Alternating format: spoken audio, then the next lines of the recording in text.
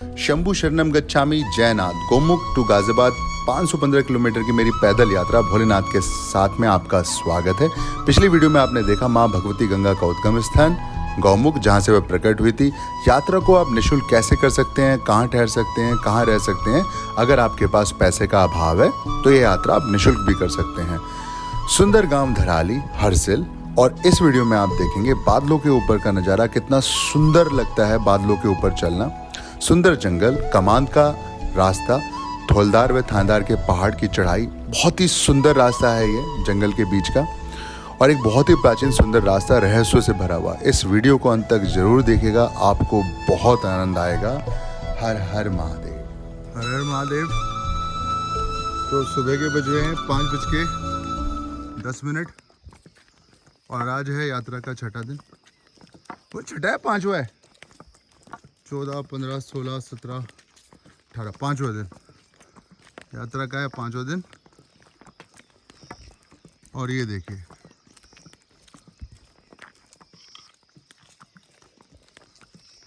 और मेरे पीछे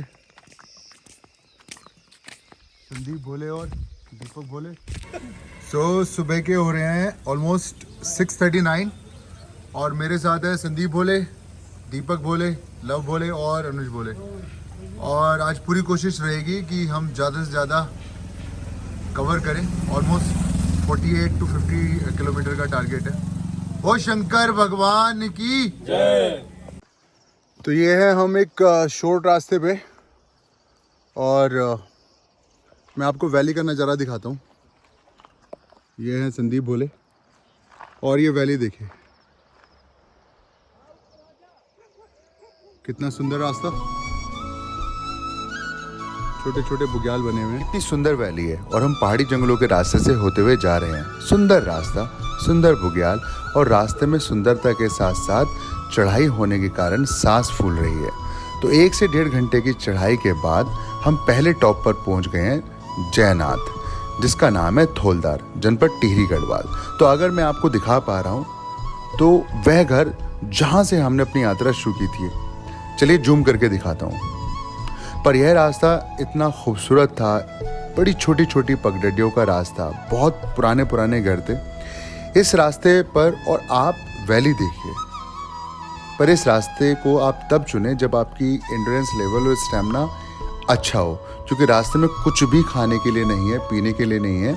आप गांव वालों से रिक्वेस्ट कर थोड़ा पानी ले सकते हैं। तो जब तक अच्छा स्टैमिना ना हो यह रास्ता ना लें।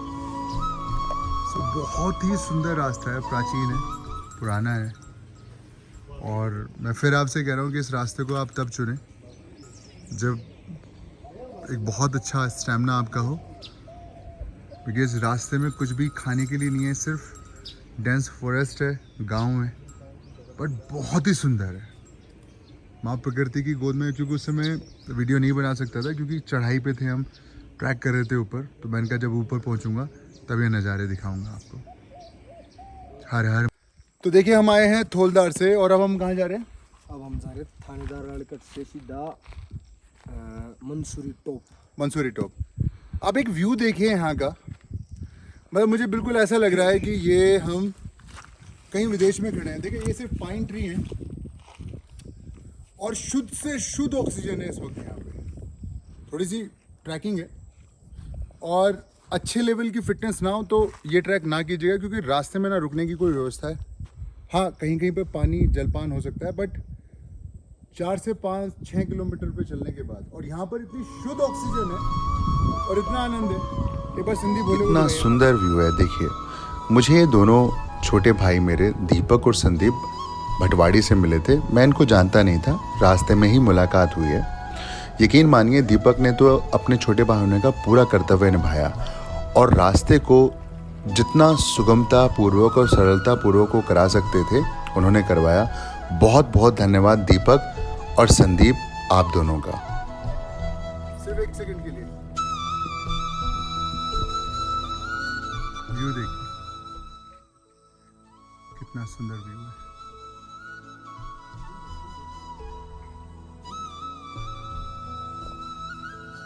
पवित्र यात्रा है तो यहाँ के शुद्ध खीरे हैं, छोटे छोटे सेब हैं और ये हमारे बाबा जी इस जगह का नाम क्या है?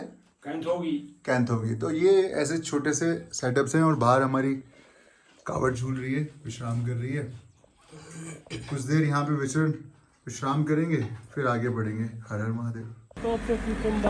तो इस समय हम जा रहे हैं मंसूरी टॉप से, ये चंबा रोड है।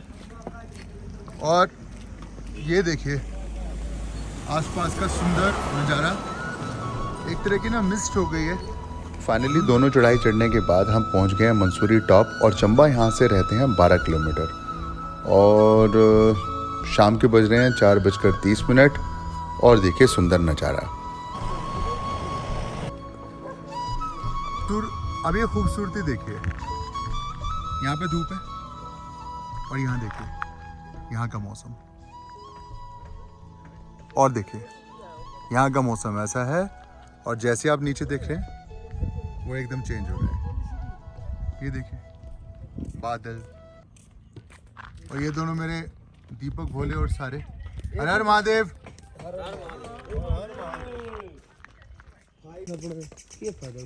तो ऋषिकेश रहता है 74, नई टिहरी 22 एंड चंबा 11।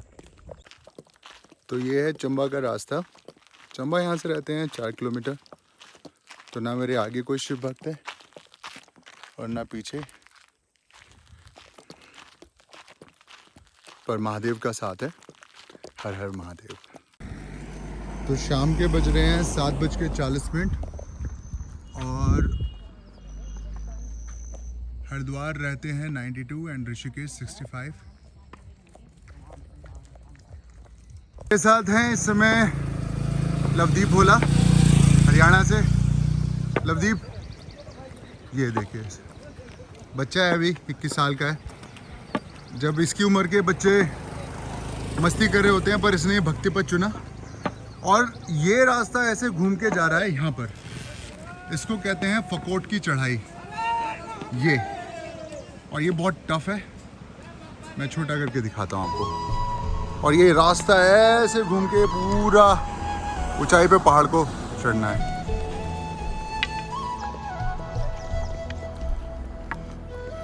देखिए दिन के बज रहे हैं 12:10। बट कृपा देखिए महादेव की, मौसम देखिए आप। वरना ये चढ़ाई है फकोत की, फकोत से नीचे ही राधा। और ना ये चढ़ाई बिल्कुल आसान नहीं होती अगर सूर्य भगवान निकले होते। ये मेरा जल है और चले जा रहे हैं बस आगे। ऋषिकेश रहता है यहाँ से ऑलमोस्ट 36-37 और बस पहुँच जाएंगे। आज ऋषिकेश यात्रा का या तो 6वां दिन है या 7वां दिन है, कुछ ध्यान नहीं, क्योंकि बीच बीच में बड़ा दुर्गम एक रास्ता प्रकृति के बीच में पार किया है।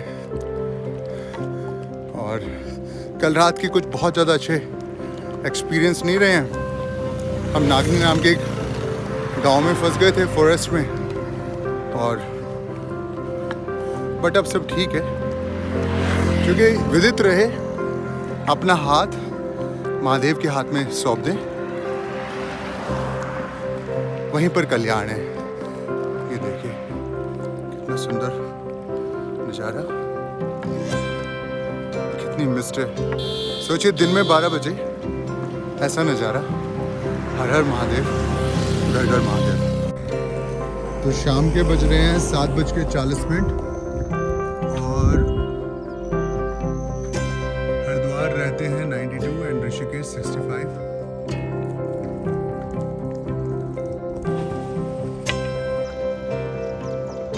तो मैं हमेशा कहता हूँ अपना हाथ उनके हाथ में दे दीजिए। बह जिससे बह भी तो वो महादेव हैं और वही कल्याण करेंगे। हर हर महादेव, घर घर महादेव। देखिए हम बादलों के ऊपर हैं और बादल हमसे नीचे हैं। ये देखिए सुंदरता और सिर्फ भव्यता। हर हर महादेव। तो देखिए बादल हैं हमारे बिल्कुल नीचे और हमें बादलों के ऊपर। ये मेरी कावड़ है, मेरा जल है। और ये देखिए लिटरली हम बादलों के ऊपर हैं। हर हर महादेव।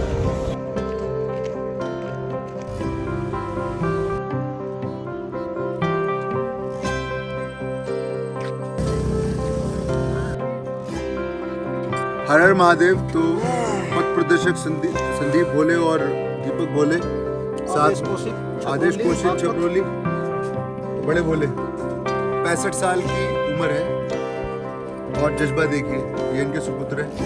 तो ये कावड़ जो है, जो जल है, ये उम्र की नहीं देखती, ये देखती है कि भक्ति। और अपने आप को मैं हर बार कहता हूँ, समर्पण कर दो महादेव को, अपना हाथ दे दो महादेव के हाथों में। फिर कोई भी यात्रा, किसी भी तरह की यात्रा कठिन नहीं होती। हम सब आ रहे हैं गोमुख से पैदल। मैं गाजियाबाद जाऊंगा, ये झाझर हरियाणा जाएंगे, छपरोली बागपत जाएंगे, मेरठ जाएंगे। भक्ति में शक्ति है, भय जिससे भयभीत हो वो महादेव है। हर हर महादेव, घर घर महादेव।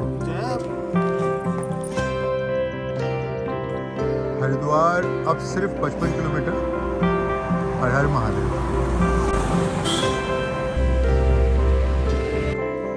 ऋषिकेश रहते हैं सिर्फ 29 और हरिद्वार 53। महादेव की आज इतनी कृपा हुई कि फकौट की चढ़ाई और आगरा खाल की चढ़ाई थोड़ी सी टफ होती है और मौसम इतना अच्छा रहा। मैं इसीलिए कहता हूँ हर बार, मुझ पर तो शिव की कृपा हमेशा बनी रहती है। अरे मजाक कर रहा हूँ, हम सभी पर शिव की कृपा बनी रहती है। पर ये आप ये देखिए कि इस चढ़ाई को नागनी से सिर्फ ना पहाड़ के ऊपर चढ़ना होता है और इतना अच्छा मौसम, तो यात्रा कठिन से बहुत सरल हो जाती है। हर हर महादेव। अभी हो रहे हैं शाम के 4:30 और व्यू देखिए। तो रात्रि के सामने बहुत बड़ा शिविर था। नरेंद्र नगर पहुंचते पहुंचते हमें रात हो गई है और कोई होटल या ढाबा हमें नहीं मिला है। हमने काफ़ी स्थान पर पता किया तो सामने एक बहुत बड़ा शिविर है, पर यह भक्त जनों से भर चुका है। तो अब निर्णय ये लिया, एक मार्केट है छोटी सी यहाँ पे और फुटपाथ है। बारिश बहुत तेज हो रही है और आज रात यहीं पर लेटने का निश्चय किया है। पर जब बार बार पैर भीग रहे हैं बारिश में तो नींद कैसे आएगी। बस बारिश का रुकने का इंतज़ार है, फिर थोड़ी देर शायद नींद आ जाए। लंबी रात के बाद अब सुबह की यात्रा शुरू होती है। इन पक्षियों की आवाज़ सुनिए। महादेव, हर हर महादेव। इन जंगलों के बीच में से एक और रास्ता है ये, जो सीधे ऋषिकेश की तरफ लेकर जाएगा। ना आगे कोई ना पीछे कोई, घोर जंगल। हर हर महादेव। देखिए ये पूरा का पूरा जंगल है, पूरा। हर हर महादेव। फाइनली दिल्ली 227 दिखा रहा है, बड़ी खुशी हो रही है। हर हर महादेव। दिल्ली 227। आगे बढ़ा, हरिद्वार की तरफ जाते हुए। हरिद्वार अब यहाँ से रहते हैं 23 या 24 किलोमीटर। भगवान शिव की विशेष कृपा यहाँ पर भी। मौसम देखिए। हर हर महादेव। गाजियाबाद का पहला बोर्ड दिखा है, किलोमीटर नहीं है पर जहाँ तक है वेरी मच श्योर 200 या 198 होगा। हर हर महादेव।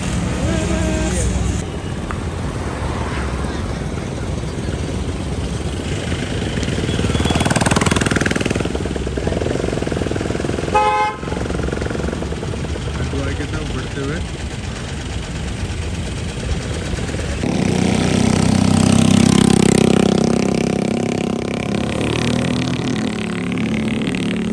हरिद्वार यहाँ से रहते हैं 12 किलोमीटर और ये एक अंडरपास है। दोनों तरफ इतनी सुंदर आकृतियाँ बनी हुई हैं, पूरे की पूरे रामायण के दृश्य और महाभारत के दृश्य हैं और बहुत ही सुंदर आकृति है। और चारों धाम की आकृति तो इतनी खूबसूरत बना रखी है कि मन बहुत ही ज़्यादा आनंदित है। हर हर महादेव। देखिए कितनी सुंदर आकृतियाँ हैं, दोनों तरफ इतनी सुंदर आकृतियां हैं। Must watch. बद्रीनाथ, केदारनाथ, यमुनोत्री, आगे। बहुत ही सुंदर, बहुत ही अद्भुत आकृतियां हैं। हर हर महादेव।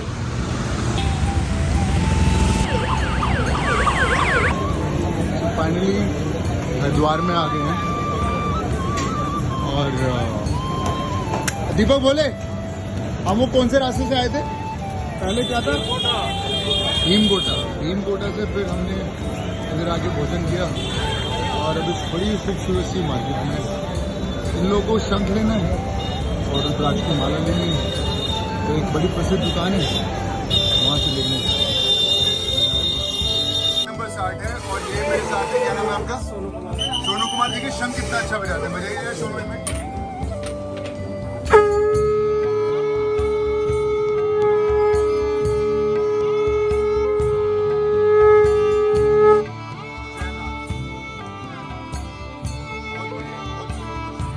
दीपक बोला प्रयास करते थे।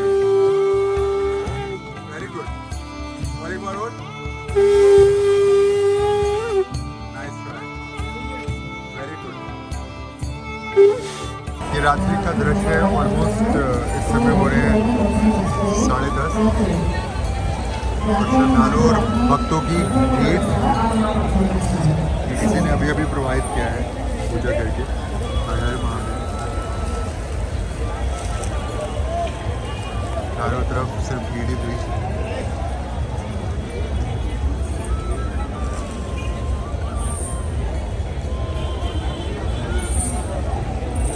मैं भी माँ गंगा में स्नान करने के बाद थोड़ा बैठा हूँ यहाँ पे। हर हर महादेव। ओम नमः शिवाय। तो वापस आ गया हूँ हरिद्वार यहाँ पर।